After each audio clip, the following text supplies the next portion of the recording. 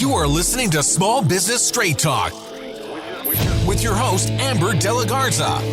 Amber is a sought-after coach, trainer, speaker, and writer who gives small business owners the straight talk on productivity, time management, business systems, leading your teams, strategic decision-making, and mindset. No BS, fluff, or overused jargon. Just actionable strategies to get results and succeed in business. And here is your host, Amber De La Garza, the Productivity Specialist. Welcome, and thank you for listening to the Small Business Straight Talk podcast. Today is episode 316, Eliminating the Biggest Threat to Your Productivity. If you're a small business owner who wants to learn effective business strategies, improve time management, and elevate productivity to maximize profits, reduce stress, and make time for what matters most, then you're in the right place, and I'm so glad you've joined me. Today, we're going to be diving into the topic of discovering the root cause of why you aren't more productive so that you can take action to eliminate the threat that is holding you back. I want to invite you to take my next level business owner quiz. What is more productive than taking a short 3-minute quiz to find out what's most holding you back and getting a personalized playlist to help you solve those pain points? Seriously, go take this 3-minute quiz and I will send you a curated playlist with episodes that specifically help you solve those pain points. Head on over to amberdelagarza.com/quiz. No, seriously, hit pause, head on over right now, take the 3-minute quiz, and then come back and listen to the episode. And when you're done, your playlist will be in your inbox. And now, let's get to the straight talk.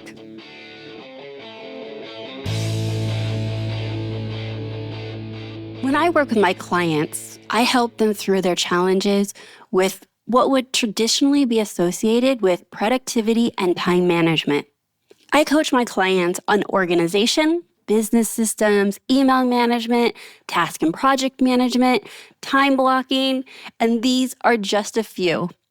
But more often than not, the biggest challenge that is preventing them from being more productive is not going to be found in a specific program or app or the perfect planner or even a cleaned out inbox. As a reminder, I define productivity as investing your best time into your best activities.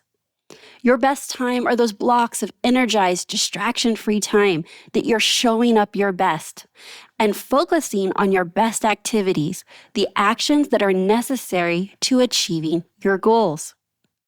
It is not the apps, tips, or hacks that will get you to be more productive when the underlying reason you're not productive is you. Self-sabotage is the biggest threat to productivity. And stick with me.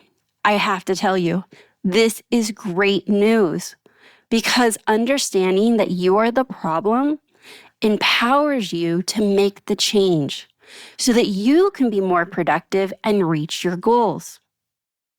If you had thought that your problems were only external, that they actually could be solved with the newest planner or app or hack that you heard on YouTube, you would constantly be looking for that elusive, magical fix. With all my years of experience, I have to tell you, there is not a magical fix. There is not one strategy that is going to fix all of your challenges with productivity and time management. Business owners who focus only on external reasons as to why they're not being productive don't make the internal changes necessary to stop their self-sabotage and be more productive. I'm asking you to challenge yourself to look internally at what you might be doing to sabotage your productivity and thus your success. I want you to look internally so that you can determine if you are ready and willing to eliminate those threats. I would like you to answer for yourself if any of the following examples of self-sabotaging resonates with you. First, focusing on the activities that are not profit producing. Like reorganizing your office, scrolling your emails, rebranding for the third time. Things that are not 100% tied to revenue. Are you keeping yourself busy for the sake of being busy, but not focusing on the revenue generating activities that will make your business profitable and more successful? Next, being a perfectionist. Done is better than perfect. Sheryl Sandberg. Do you find yourself procrastinating on a task or project because you are questioning if you can do it well enough, perfect enough? Do you find yourself spending way too much time to get that task or project to the finish line because you're tweaking and never feel like it's ready to send out into the world or mark as done? Are you able to just get version 1.0 out there? Or does your mind tell you it has to be perfect, that it has to be done 100% correct to send it out to the world? These perfectionistic thoughts are holding you back from being your most productive self. Next, negative self-talk. Negative self-talk leads to self-doubt, which is shackling you. That fear that you're not good enough, brave enough, smart enough, strong enough, outgoing enough festers and builds in your mind. And once you repeat this negative self-talk so frequently, you start believing it. And that is preventing you from taking action. We have a great episode 297, called Dumping the Head Trash That's Killing Your Productivity with Renee Cavallari. If you are challenged with head trash, I highly recommend that you go listen to that episode, and we'll be sure to link it out into the show notes. Next, another example of sabotaging yourself is saying yes to everybody and everything. Overcommitting, willing to do everything for everyone else at the expense of yourself, your energy, your health, your business.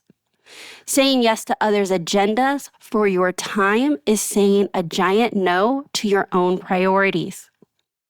A lot of business owners like to say yes to a lot of projects, only to have a lot of half-assed projects that you put your time, energy, and often money into with no return on investment because you're on to the next thing. You've said yes to the next thing, and your capacity is not allowing you to finish that product and get the results, the revenue from those projects. You never see the fruits of your labor before you move on to the next.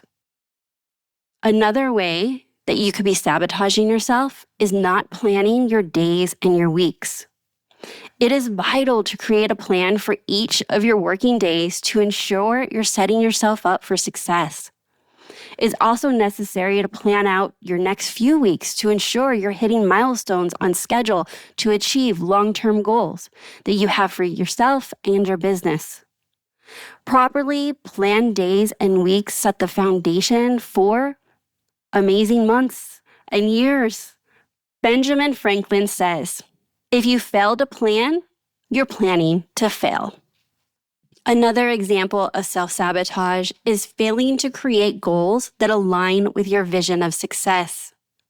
Sure, you might create goals, but are you careful to make sure that they align with your vision of success, both personally and professionally?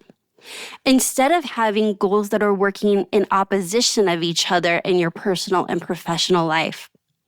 For more on this topic, I recently did an episode 308, Vision of Success, Setting Business Goals Worth Achieving in the New Year. If you find that you have this incredible ambition, big goals in your business, but it is not in alignment with personal goals you have around relationships or self-care or health, find out how to ensure that your goal setting is in sync with each other, that they're synergistic and they work together so that you feel like you are accomplishing your goals in all areas of your life. Another example of self-sabotage is not taking risks. Now look, I think that if you have started a business, you have certainly taken a risk. But sometimes more risks and opportunities or situations that look risky come before us and we start avoiding them. And everyone has their different level of risk tolerance. But if you are actively avoiding risks, you are possibly limiting your potential and limiting your success in your business. T.S. Eliot says, only those who risk going too far can possibly know how far they can go. If you let fear determine your actions and don't take chances in your business, you'll never know what actions could really work and lead to your success. We have an episode talking about addressing the fear of success and the fear of failure. And that is episode 234, and we'll link out to that as well. And lastly, self-sabotaging behavior looks like consistently breaking commitments to yourself and then justifying it. Knowing exactly what you intended to do for the day or what it is that you wanted to do first thing in the morning, and then justifying why you chose something different, why you let yourself get distracted, why you went to go scroll social media, while you keep breaking these commitments of how you want to show up.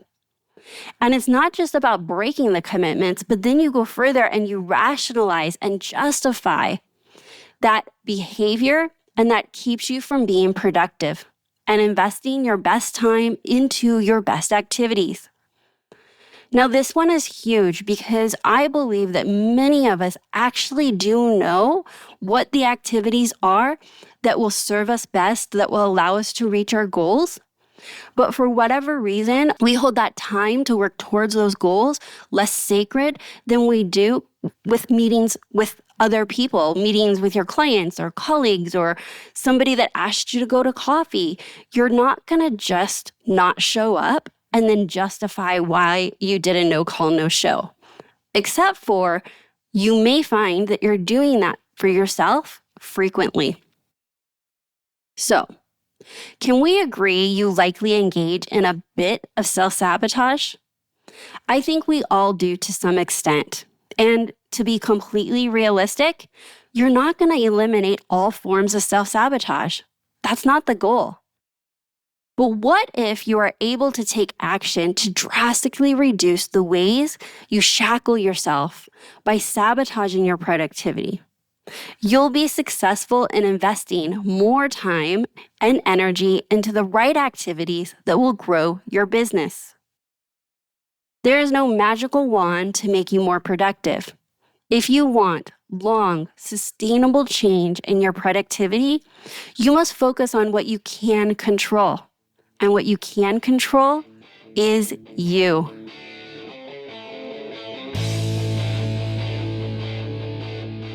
I have loved having you listen to this episode of Small Business Straight Talk. I hope this episode had you thinking and questioning and asking yourself, what behaviors do you tend to have that are self-sabotaging? And if you could identify those, my question to you is, what is your highest choice? In any given moment, when you realize that you are doing self-sabotaging behaviors or thinking in a self-sabotaging way, I like to ask myself, what is my highest choice? No change, no change. Without taking action, nothing will change for you or your business. So take action today. And if you want support in reducing the forms of self-sabotage you identified in this episode that you engage in, That is exactly what I help my clients with. I coach them through the business challenges holding them back so that they can improve their productivity and time management to maximize profits, reduce stress, and make time for what matters most. If you would like coaching support, either through my one-on-one peak performance coaching or my group coaching program, Leverage Lab, head on over to amberdelagarza.com to find out more and schedule a discovery call. Be sure you subscribe to wherever you're listening to this episode if you are new and have not yet done so. And I would like to thank my longtime listeners for leaving me great reviews so others can find the podcast. Today, I have a special thanks going out to Nick from Jax, who recently said, "Love this show, Small Business Productivity Straight Talk. It is an absolute gem for any small business owner looking to up their game. Amber's engaging style combined with her expertise as a coach, trainer, makes each episode a treasure trove of practical advice. Whether it's about time management, business strategies, or boosting productivity, this podcast delivers. What he loves most is my no-nonsense straight talk approach. And this isn't just another business podcast. It's a masterclass in making your business thrive." Thank you so much, Nick from Jax. So that's my straight talk for today. Until next time, have a productive week.